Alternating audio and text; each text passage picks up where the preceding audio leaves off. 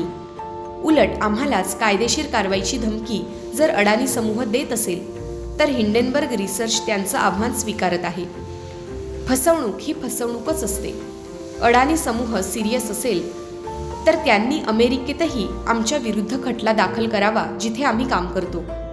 आम्ही आमच्या रिपोर्टवर ठाम असून आम्हाला पूर्ण विश्वास आहे की कोणतीही कायदेशीर कारवाई केली तरी आम्हीच जिंकणार. हे अडानींसाठी आमचं ओपन चॅलेंज आहे. तर हे हिंडेनबर्ग प्रकरण चांगलंच चिघळणार आहे असं दिसतंय. अडानी हिंडेनबर्गच्या आरोप प्रत्यारोपाच्या गदारोळात भारतातील राजकारणही गरम झालंय.